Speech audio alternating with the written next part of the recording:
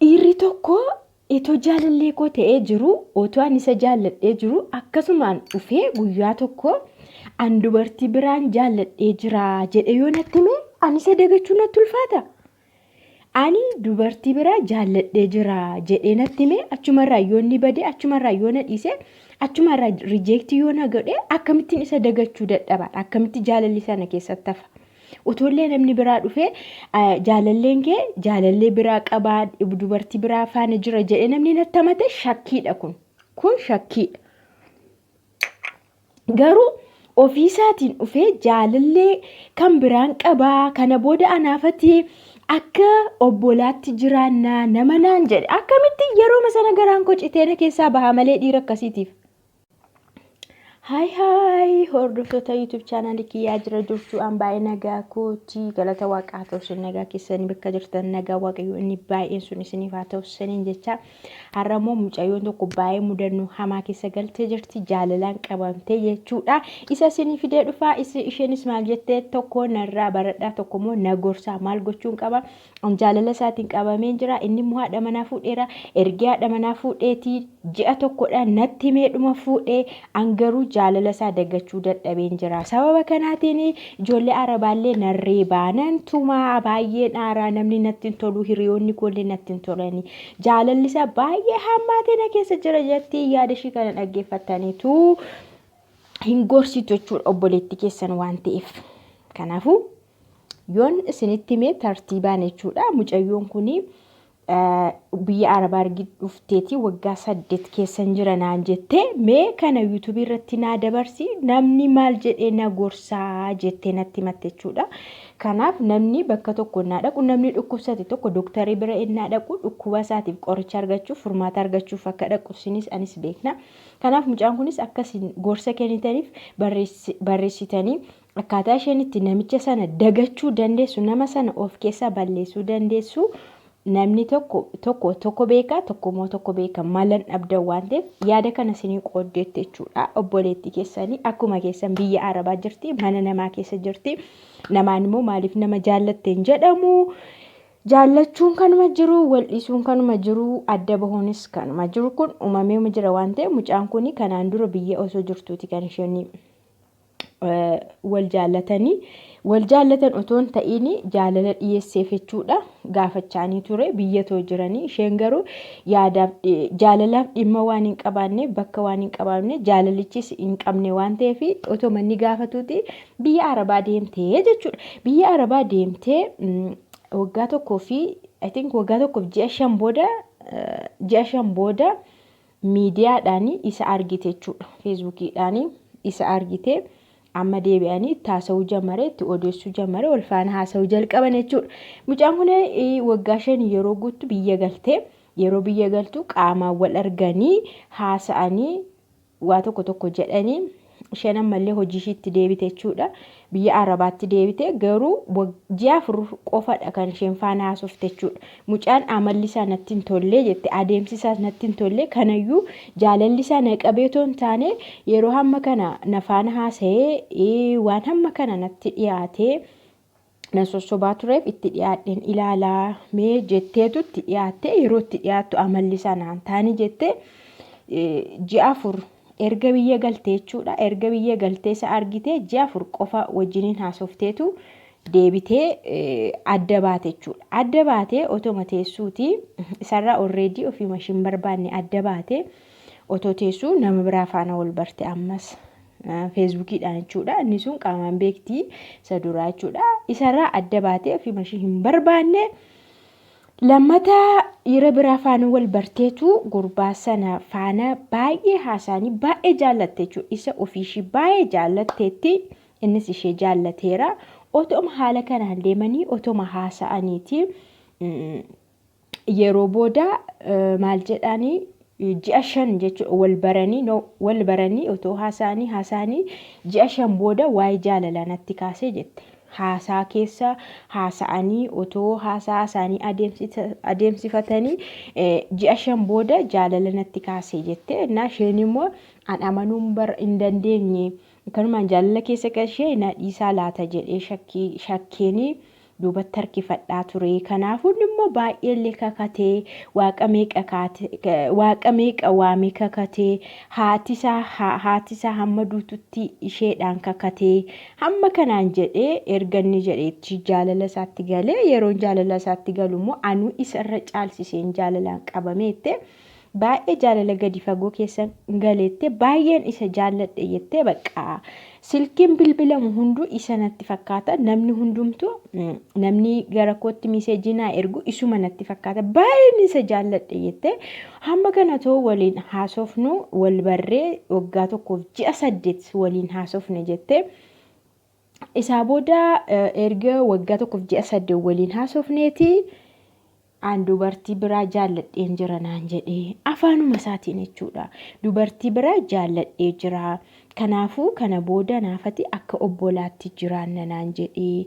Kanuma naan jedheetu kunoo amma ergii fuudhee 1 ta'eera jette. Erga haadha manaa fuudhee jaalladheen jira jedheenii turaniiru. Ishee sana faana yeroo sanamti kan inni fuudhee jaalladheen jira jedheeni erga isheetti mee gurra buuseeti hin dubbisaan garuu soorii naan jedhaa dhiifama naa godhi naan jedhaa dubartii biraa jaalladheera baqqaa naan jedhaa naa barreessaa na dubbisa mootii anaafatti kana booda akka obbolaatti waliin jiraanna naan jedhaa. Sittiin dhagahamiin naan jedhaa yeroo dhuftuullee akka obbolaatti wal arginaa waliin naan jedhaa.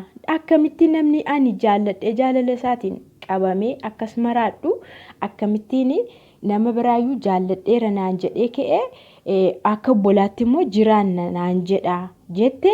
Amma ergi wal fuudhanii 1 ta'eera ishee jaallate san erga fuudhee 1 ta'eera ani garuu jaalala isaatiin baay'ee qabamee maraachuu ka'an jira garri malee jaalalli isaa na qabee jira isuma inni fuudheyyuu jaalalli isaa na keessa jira baay'ee jaalalli isaa na keessa na rakkisaa jira namni kamuu yoo natti dubbate na aarsaa sababa godhadheen ijoollee faarreebaa na aarsa akkasumatti ijoollee arabaa faarreebaa bakka suruma namni nama natti hin fakkaatu.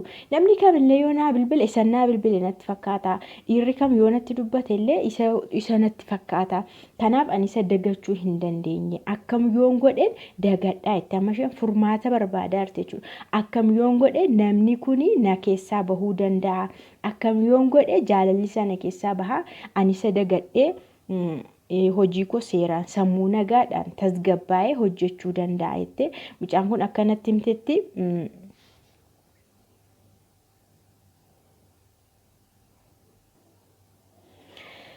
Mucaan kun akkanatti himtetti jechuudha baay'ee rakkoo keessa jirti dhugaa waaqaa jechuun yeroo baay'ee namni jaalalaan ni qabama jaalalaan qabameeyyuu nama sana yoo dhabe kan maraatu illee jira qoosuun hin barbaachisu jechuudha jaalalli baay'ee humna qabachuudha nama sana jaallatee nama sana yeroo dhabu namni tokko kan maraatu baay'ee danuu jira jechuudha maraatee kan hospitaala Amaanuweelii galullee baay'ee jira namni bara kana keessa jaalalli dhugaa waan hin jirreef malee afaanumaa walitti dhufanii waan addaan bahanii fi humaa ta'uu didu malee miidhamuu didu malee jaalalli jechuun jaalala isa dhugaa yoo namni nama jaallate dhuguma exactly hin maraata namni baay'een sammuu isaan gadhiisa jiraachuu hamma dhiisutti dadhaba jechuudha. Kanaafuu mucaa kana maal jettanii gorsitu isin akka nama kana dagatutti an akka kootti dhiirri tokko erga fuudhee erga ani haadha manaa fuudheera kan biraa jaalladheera naan jennaan ofiima isaa garaan na citaaran anaan jechuudha akka kootti garuu isheen akka koo ta'uu hin dandeessu ka. Kanaafuu an akka kootti jechuudha mucaa kana gorsuu yoo barbaade isheen garuu na gorsii naan jetti bara. Na gorsitti an garuu nama tokko ta'anii waa'ee jaalala nama amansiisuun unkaan amansiisuu hin danda'amu. Even jaalala miti yaaduma biraaf iyyuu namni tokko dagachiisuu hin danda'u. Garuu yaadni baay'ee yoo dhufee nama kana gorsee yaadni wal fakkaatu baay'ee yoo nama kana kenname namni kun furmaata tokko irra ga'uu danda'a. Nama biraallee bakka buufatee jaalala sanaan akka miidhamnee fi nama biraa akka jaallatu of gochuu qaba jechuudha. Kanaafuu ani yoo mucaa kana gorse jechuudha nama tokko akka isheen bartu kanani gorsu jechuudha. Nama tokko bartee nama tokko akka isheen jaallattu alles isheen dagachuu hin dandeessu jechuudha. Kun amma nama haadha manaa fuudhee ji'a tokko taa'e dagachuu dadhabee baay'een aaraa ijoollee reebaa bakka namni hunduu sanatti fakkaata.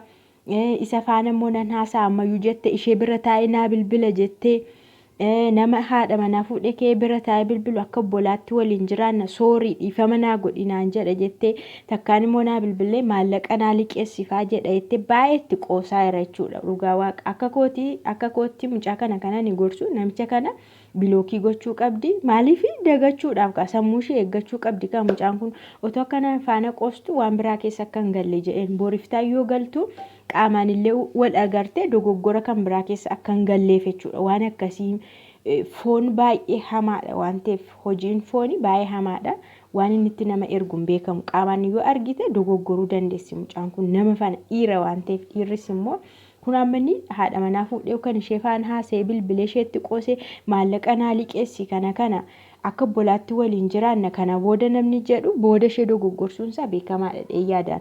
Isa har'aa ta'uu hin taane har'arra dhaabbatanii isa bor dhufu yaaduun dirqama namni tokko jechuudha. Kanaafuu ani akka kootti kan ishee gorsu jechuudha. Nama kana bilookii gochuu qabdi. Bakka seeruma isaa jechuudha. Nama kana nama bilookii gootu malee hin dagattu bilookii gochuu qabdi. Miidiyaa inni kallattii hunduma karaa inni ishee argatu hunduma bilookii gochuu qabdi. Suuraa inni ishee biraa qabu dileetii gochuu qabdi. Suuraa kamillee jechuudha dileetii gochuu qabdi. Miiseejii isaa kamillee karaa inni isheedhaa balleessu hunduma miiseejii isaa hunduma balleessuu qabdi. Sagalee inni yoo sagalee ergeeraaf yoo ta'e sagalee isaa ishee bira jira yoo ta'e sagalee isaa hundumaa balleessuu qabdi jechuudha. Kun gorsa kooti. Isaa booda maal gooti suuta dagachaa deemte jechuudha. Fuula ishee dura suuraa isaa balleessiteetti sagalee isaa balleessiteetti miiseejii isaa balleessiteetti bakka akka inni yaadatamne gooteetti jechuudha. Waan ittiin isa yaadatu tokkollee hin qabdu hunduma balleessiteetti bilookii isa gooteetti karaa ittiin isa argitu hin qabdu dagachaa deemte jechuudha. Isaa booda nama biraa faana wal baruu qabdi. Nama waan taateef dagachuu qabdi kan dirqama bara madaasa tokko madeesse tokkoon fayyisa waan ta'eef cabasa tokko isa tokko cabsee deeme tokko dhufee fayyisa waan ta'eef anis dubartiidha bara waan baay'ee na mudateera itti murteessuu hin danda'u dhugaa waaqaa jechuudha. Nama kanaan dura jaallatee dhabee anillee abdii kutadhe kana booda jiraachuu hin danda'u jedhee murteessee ka'ee Daganaa immoo jireenya haaraa jalqabedha jechuudha. Eenyumatti illee kun dhugaama fakkaata jechuudha. Nama tokko jaallatanii yeroo dhabanii nama sana malee waan dhiirri hin jirre, nama sana malee waan jireenyi hin jirre namatti fakkaata. Nama sana malee bakka deebi'anii waan jaallachuu hin danda'amne fa'aa namatti fakkaata. Kanaaf baay'ee ulfaata waan ta'eef mudannoo akkasii qaba. Biyya Arabaatiyyuu deebi'ee hiriyaa koo tokkoon jechuudha kana boodan Itoophiyaattuu hin galuu jedheeraan. Itoophiyaattuu sirumayyuu hin galuu. Kana booda ergisa faana wal dhabee jedhee dubbadheera. Garuu yeroo dhiyoo keessatti waggaa 2 keessatti immoo yaadni kun jijjiirame kun jireenya akkasii jiraachuu jalqabe. Kanaaf namni yeroo sanas miirawaa ta'etu miira keessa galee murtee addaa murteessa ofirratti jechuudha. Mucaan kun sama murtee garaagaraa ofirratti murteessuu dandeesse jechuudha. Kana booda akka waan namni ishee hin jaallanne yookaan isheenis nama jaallachuu hin dandeenye akka waan nama sana dagachuu hin dandeenye ofitti fakkaachuu dandeessi. Garuu ankunoo miidiyaa irratti ishee nan gorsa kan kootti kaasee jechuudha. Yeroo sanaan namni waan hin jirre natti fakkaateera. Even biyya Arabaatiyyuu lammata hin galu jedheera. Dhiira kan biraas hin argu jedheera. Kana murteeffadheera. Garuu maani bilookii isa godheen jira mooti. Bilookii ergan godhee suuraa isaa waan hundumaa bakka biraa argin balleessee ofii koo immoo kana ofitti murteesse jechuudha. Kun sirrii miti. Kanaaf mucaan kun maal gochuu qabdi akkan jedhe kan isin immoo waan jettanii gorsitan qabdu waan ta'eef obboleetti keessanii mana Arabaa keessa jirti. Namni tokko yeroo nama jaallatu kana narra ga'a jedhee miti kan jaallatu hundi keenya iyyuu dubartiidha. Baay'een keenya hin jaallannaa, hin wallollaa, wal dhabnaa waan baay'eetu jira. Kana keessatti garuu mucaan kun baay'ee gaarii waan gaarii hojjette yeroo tokkoofillee maallaqa isaa ergee kennees hin beeku jettee yeroo sanatti waa'ee maallaqaa anis isatti humaa tokko kennee hin beeku innis na gaafatee hin beeku jettee kanaan baay'ee gaariidha. Garuu adeemsa jaalala ishee keessa jiru immoo suuta keessaa bahaa deema gorsamtee yaadni yoo kennameefi isiniin jedhaa isinimmoo waan isinitti fakkaatu gorsaa nama kana dagachuu qabdi. Nama haadha manaa fuudhee jireenya jalqabe dagachuu qabdi. Jireenya isheenis kan biraa jalqabuu qabdiin jedhaa. Bye bye.